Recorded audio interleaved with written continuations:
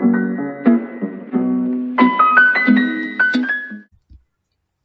back to Arunachal Daily Current Affairs series, and today is 14th of October. So let's start from question number 1.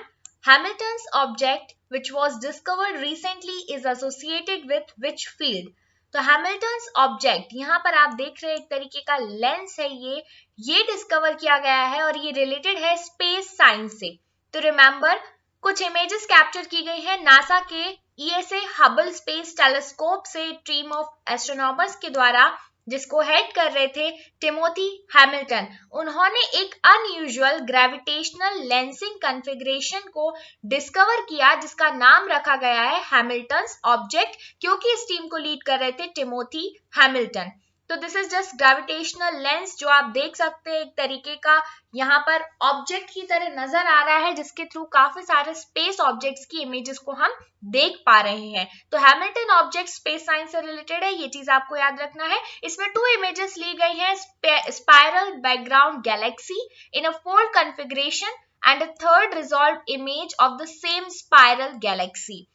ये जब साथ में images मिल रहे हैं Galaxy के, together they create a tangential point configuration. तो आप देख सकते हैं दोनों साइड आपको टेंजेंट्स नजर आ रही होंगी, राइट. ये 2 अलग अलग गैलेक्सी की इमेज है, राइट. तो बढ़ते हैं आगे. Question number 2. Jezero crater which was seen in the news recently is a depression found in which space body? Jezero crater जो कि आप इमेज में देख सकते हैं, ये मिला है मार्स पे, मंगल ग्रह पर ये दिखाई दिया है. अब इस क्रेटर के बारे में कहा जा रहा है कि एक ड्राई विंड इरोडेड डिप्रेशन है मार्स के सरफेस पर, और जब साइंटिफिक एनालिसिस किया गया तो कहा गया कि कुछ समय पहले यहाँ पर एक लेक था, इसमें पानी था, जिसके आज हमें एविडेंसेस नजर आ रहे हैं इमेजेस के थ्रू, राइट. देखिए यहाँ पर कहा गया कि एक small river over 3.7 billion years ago यहाँ पर फ्लो करती थी और अंडरवेंट फ्लैश फ्लड्स के भी यहाँ पर कुछ एविडेंस देखने को मिले. जो आउटक्रॉपिंग की जाती है, जो रॉक्स की स्टडी की जाती है, इन रॉक्स की स्टडी, इनके सेडिमेंट्स को देखकर हम पता लगा सकते हैं कि यहाँ पर फ्लूवियल सेडिमेंट्स है, रिवराइन डिपॉजिट्स है, लेकिस्ट्रीन डिपॉजिट्स है. उन रॉक्स के स्ट्रक्चर और डिपोजिशन सेडिमेंट्स को देखकर हम पता कर सकते हैं कि यहाँ पर पहले समय में क्या रहा होगा, राइट. तो यहाँ पर आप क्रेटर का मतलब भी समझ लीजिए.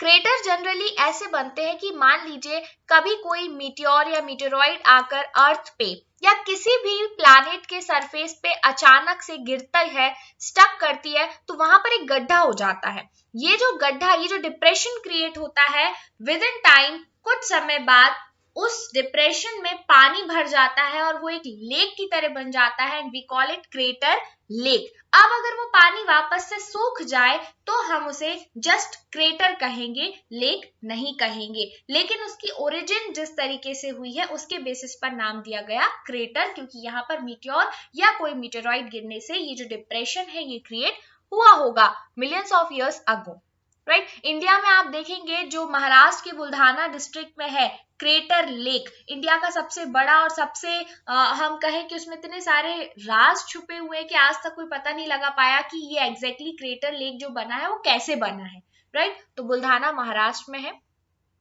नेक्स्ट क्वेश्चन हमारा है Westbury cave where the fossil of extinct hippopotamus antiquus has been discovered is located in which country? And the answer is option B, UK में. ऐसे एक्सटिंक्ट हिप्पोपोटामस एंटीक्यूस के फॉसिल्स मिले हैं जो कि एक्सटिंक्ट हो चुके हैं, खत्म हो चुके हैं, विलुप्त हो चुके हैं. कई सालों से कहीं पर भी वो हिप्पोपोटामस की वैरायटी स्पीसीज हमें देखने को नहीं मिली है. ऐसे फॉसिल्स देखने को मिले वेस्टबरी केव यूके में, जिससे ये पता लगाया जा सकता है कि हिप्पोपोटामस कितने साल पहले ओरिजिनेट हुए, किस जगह पर ओरिजिनेट हुए और क्या उनका नेचर हुआ करता होगा. तो लगभग 2 से 1 मिलियन पुराने समय के ये जो फॉसिल्स हैं ये देखने को मिले हैं. अब ये जो फॉसिल्स मिले हैं इनका साइज इतना बड़ा है कि आप अफ्रीका में देखेंगे, जनरली अफ्रीका में हिप्पोपोटामस पाया जाता है आज के टाइम पे, उसका वेट होता है लगभग 3 टन. इससे भी कई गुने बड़े हिप्पोपोटामस उस समय में हुआ करते थे. फॉसिल्स को देखकर ये आइडिया लगाया जा रहा है. ये आप जो इमेज देख रहे हैं ये इमेज उनके टूथ की है. उनके दांतों की है। माना जा रहा है कि जो अपर मोलार्स होते हैं उसके फॉसिल ये हैं, जो कि कंपेयर किए गए आज के टाइम के हिपोपोटामस से, तो पता चला कि काफी ज्यादा डिफरेंस है साइज में। और यहाँ पर आप मैप देखिएगा, ये यूरोप का मैप है। यहाँ पर आप देखेंगे आल्प्स माउंटेन रेंज आपको नजर आ रही है। तो आल्प्स माउंटेन के नॉर्थ वेस्टर्न साइड में हिपोपोटामस रहे करते होंगे लगभग 1 से 1.5 million years ago.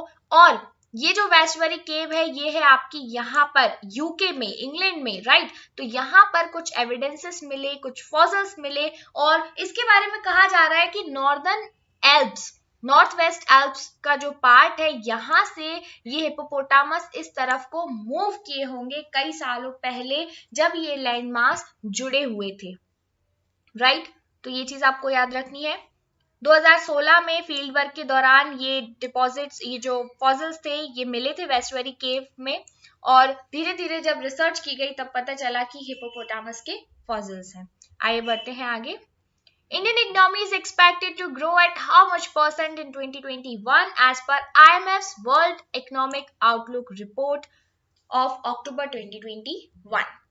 And here the answer is option A, 9.5% बताई गई है expected growth 2021 में IMF की वर्ल्ड इकोनॉमिक आउटलुक के द्वारा।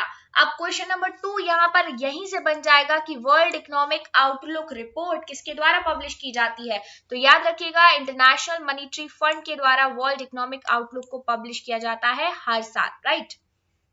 यहाँ पर आप देखेंगे 9.5% 2021 के लिए है और 8.5% 2022 के लिए है, लेटेस्ट प्रोजेक्शन जो IMF ने लगाए हैं, राइट। तो याद रखिएगा। नेक्स्ट क्वेश्चन है IMF growth projection for the global economy in 2021। Global economy की बात चल रही है, अभी तक हम इंडिया की बात कर रहे थे। तो ग्लोबल इकोनॉमी में जो ग्रोथ प्रोजेक्शन है IMF का वो है 5.9%, क्योंकि पिछले 2 सालों में काफी ज्यादा हमने गिरावट देखी है डेवलपमेंट में भी और ग्रोथ में भी, राइट। कोविड-19 वायरस की वजह से, as you all know that, तो काफी ज्यादा गिरावट के बाद 5.9% ग्लोबल इकोनॉमी बताई जा रही है 2021 के लिए, राइट। और 2022 के लिए 4.9%, यानी कि और भी कम होगा, क्योंकि जब कोई प्रॉब्लम आती है तो एग्जैक्टली उस पर्टिकुलर पॉइंट पे लॉस नजर नहीं आता है, उसके साइड इफेक्ट्स देखने को मिलते हैं नेक्स्ट पॉइंट पे, नेक्स्ट लेवल पे, राइट। तो 2020 में 21 में जो भी इश्यूज आए, जो भी प्रॉब्लम्स आए इकोनॉमी में, जो भी फेस करना पड़ा चैलेंजेस को, उन सभी के जो रिजल्ट्स हैं, जो इफेक्ट्स हैं, वो हमें आगे आने वाले सालों में देखने को मिलेंगे। Next question, who has been awarded 22nd Lal Bahadur Shastri National Award for Excellence? And here the answer is option B, doctor Randeep Guleria ji को ये अवार्ड दिया गया है 22nd Lal Bahadur Shastri national award for excellence. किस लिए दिया? Sustained contribution in the field of medicine and pandemic awareness। तो pandemic awareness में काफी अच्छा कंट्रीब्यूशन रहा इनका। एम्स दिल्ली के डायरेक्टर हैं ये डॉक्टर रणदीप गुलेरिया जी, इन्हें ये ऑनर दिया गया है। डायरेक्टली क्वेश्चन पे पूछा जा सकता है कि एम्स दिल्ली के डायरेक्टर कौन है, तो डॉक्टर रणदीप गुलेरिया, राइट। आइए तो अब हम बढ़ते हैं आगे। नेक्स्ट क्वेश्चन हमारा है, which country will be building a 20 kg lunar rover for NASA? And here the answer is option C, Australia. NASA के लिए सिर्फ 20 किलोग्राम का ल्यूनार रोवर बना रहा है। ल्यूनार वर्ड यानी कि मून से है ये रिलेटेड। तो यहाँ पर कहा जा रहा है कि 2026 तक ऑक्सीजन के सर्च में से मून पर भेजा जाएगा। ये जो रोवर है जो ऑस्ट्रेलिया बना रहा है नासा के लिए, इसे ऑक्सीजन के सर्च में 2026 तक मून पर भेजा जाएगा और देखा जाएगा कि वहां के एटमॉस्फेयर में क्या चेंजेस आ रहे हैं, किन गैसेस की अवेलेबिलिटी है वहां पर। Next question, ईभा। ईभा ये है, ये देख सकते हैं आप, has been unveiled as official mascot of which sport tournament? तो ईभा को ऑफिशियल मैस्कॉट बनाया गया है FIFA under 17 women's world cup का। FIFA under 17 women's world cup, याद रखिएगा इसका मैस्कॉट है ईभा और होस्ट करने वाला है इंडिया। ईवा है क्या? It is an Asiatic lioness representing नारी शक्ति और विमेन पावर। तो ये एक लाइनेस है, राइट। ये भी पूछा जा सकता है कि ईवा एक्चुअली में क्या है, तो एशियाटिक लाइनेस है। Next question, which e-commerce company will provide 20,000 digital devices to underprivileged students in India? Amazon ने डिसाइड किया है कि वो 20,000 डिजिटल डिवाइस प्रोवाइड करेंगे अंडर प्रिविलेज्ड स्टूडेंट्स को इंडिया के, ताकि एम्पावर किया जा सके उन्हें ब्राइटर फ्यूचर के लिए। As you all know that कि डिजिटल टेक्नोलॉजी के बिना आज के टाइम पे एजुकेशन को लेना बहुत ही मुश्किल होता जा रहा है। जिन बच्चों के पास स्मार्टफोन्स हैं, एंड्रॉइड फोन्स हैं, लैपटॉप्स हैं, वही आगे के जनरेशन, वही लोग आगे अपने एजुकेशन को बेटर तरीके से सस्टेन कर सकते हैं, राइट। तो अमेजोन काफी अच्छा काम कर रहा है इस फील्ड में। 20,000 डिजिटल डिवाइस प्रोवाइड किए जाएंगे अंडर प्रिविलेज्ड स्टूडेंट्स को।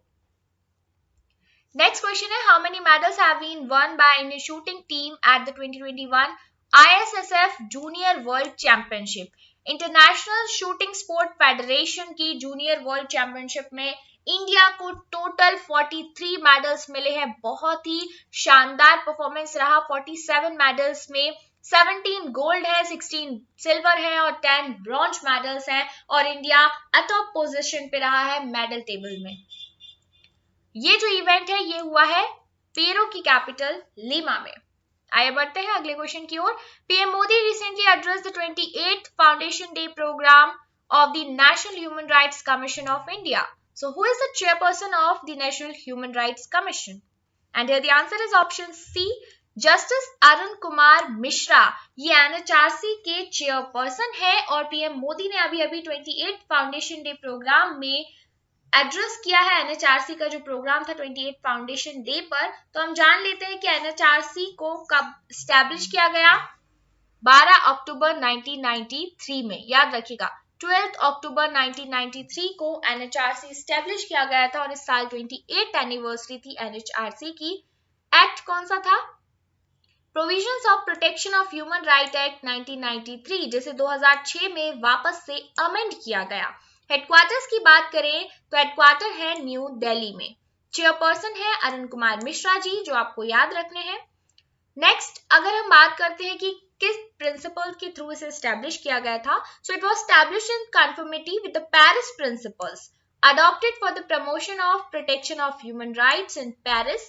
अक्टूबर 1991 में जो पेरिस में ह्यूमन राइट प्रोटेक्शन को लेकर प्रिंसिपल अडॉप्ट किए गए, उसके बेसिस पे 93 में एनएचआरसी का गठन किया गया था, और इसे एंडोर्स किया गया general assembly of United Nations के द्वारा 20 दिसंबर 1993 में। दोनों डेट्स आपसे पूछी जा सकती हैं, स्टैब्लिशमेंट 12 अक्टूबर और एंडोर्समेंट बाय जनरल असेंबली 20 दिसंबर।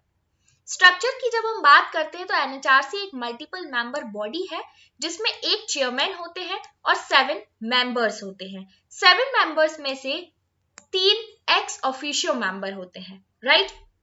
अब यहाँ पर आप देखेंगे जो चेयरमैन है उनकी अपॉइंटमेंट कौन करता है? प्रेसिडेंट। तो मेंबर्स की अपॉइंटमेंट कौन करेगा? वो भी प्रेसिडेंट के द्वारा की जाएगी, लेकिन on the recommendation of high powered committee headed by prime minister. तो एक हाई पावर्ड कमिटी बनाई जाती है जिसे हेड करते हैं प्राइम मिनिस्टर। उस कमिटी की रिकमेंडेशन पे प्रेसिडेंट ही चेयरमैन और मेंबर्स को अपॉइंट करते हैं। चेयरपर्सन और मेंबर का जो टर्म होता है, टेन्योर होता है, वो होता है 5 इयर्स और 70 years which ever is earlier. यानी कि अगर कोई 68 इयर्स की एज में चेयरपर्सन बन रहा है तो 70 एज तक, यानी कि 2 साल बाद उसको रिटायरमेंट लेना पड़ेगा, और अगर कोई 60 इयर्स पे बन रहा है तो वो आराम से 5 साल तक सर्व कर सकता है, 65 इयर्स की एज तक, right. Next question, the Airports Authority of India has leased the Jaipur International Airport to Adani Group for how many years?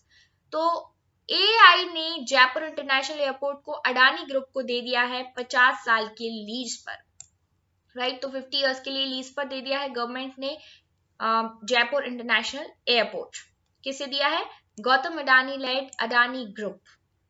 Next question, which country will host the FIFA under 17 women's world cup? तो हमने अभी बात की थी, India इसे host करने वाला है और ईवा इसका मैस्कॉट होगा, right. FIFA Under 17 Women's World Cup. So this is all for today. Thank you so much guys and stay connected with Arjunachal.